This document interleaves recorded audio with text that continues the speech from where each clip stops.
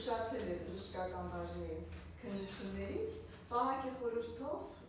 նստում է լեզվաբանության դասերին, մասնավորապես Անտուանների դասերին, եւ դրանից հետո իր ճակատագիրը կարծես փոխվում է եւ հետագայում այնպես է ստացվում, որ ինքը լեզվաբանությունն է դրում, բայց մինչև այդ բազմաթիվ բժշկական գրքեր էր ուսումնասիրել Հրաչյա Աճարյանը, նաեւ ֆրանսերեն, քանի որ ահագին ժամանակ Ֆրանսիայում էր արդեն գտնվում։ Եվ պատմում են, որ ինքը շատ մարդկանց բուժել է իր կարդացած գրքերի շնորհիվ։ Միայն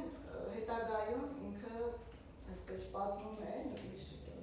կենսագրականում եւ շատ ծանր է տանում, որ չի կարողացել ժամանակին փրկել իր հայրիկին եւ իր սիրելի կնոջը։ Նա ասում է, ես հայրիկիս վստահեցի բժիշկներին, իսկ բժիշկները չկարողացան նրան բուժել։ Իսկ հայրը ընդամենը թոքաբորբով էր հիվանդացել, Աճարյանի հորը բժիշկները բուժել են տևական ժամանակ, հետո ասել են ամեն ինչ լավ կլինի, բայց մի քանի օրից Աճարյանի հայրը մահացել է, այսինքն լավ չեն բուժել։ Եվ Աճարյանը շատ ծանր է տարել, դա մտածելով, որ չպետք է վստահեր բժիշկներին, ինքը իր ձևով պետք է բուժեր, շատերին է բուժել ընդորում։ Եվ հետագայում էր իր կինը, առաջին կինը Արուսյակ էր անունը, հոգեկան շեղումներ է ունեցել, հոգեկան հիվանդությամբ տառապել եւ էլի Աճարյանը շատ ծանր է տարել, որ իր բժշկական գիտելիքները չեն բավարարել իր սիրելի կնոջը փրկելու համար։ Եվ Տիկին Սոֆիկը, որի մասին մի քիչ առաջ պատմեցի, արդեն երկրորդ կին էր, տարիներ անց, երբ ինքը շատ ծանր վիճակում էր առանց իր Արուսյակի ընկերների խորհրդով նաեւ նորից ամուսնանում է շատ լավ կնոջ է իհարկե, Տիկին Սոֆիկի հետ, որը շատ օգնում է Աճարյանին բոլոր հարցերում, նաեւ Աճարյանի ձեռագրերը փրկելու հարցում կարևոր դեր է ունենում, որովհետեւ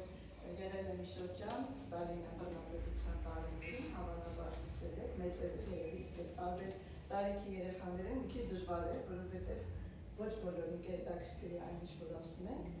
Ստալինյան բռնապետության տարիներին նաև Հրաչյա Աճարյանին են բանտարկել, ինչի համար, որովհետև Աճարյանը շատ լեզուների էր տիրապետում եւ եթե օրինակ Գևորգյան ջեմարանում աշխատելու տարիներին եթե հյուրեր էին ունենում, ասենք պարսիկ էր լինում, անգլիացի, ռուս, ֆրանսիացի, միշտ Աճարյանին էին կանչում, Աճարյանը թարգմանում էր, հրաշալի գիտեր մի քանի լեզու եւ Ստալինյան բռնապետության տարիներին Ստալինին Աճարյանին մեղադրում են որպես գործակալի, օտարերկրյա գործակալի եւ բանտարկում են։ Շատ երկար չի մնում բանտում, բարեբախտաբար իր ուսանողներից մեկի միջոցով փրկվում է բանտից, որովհետեւ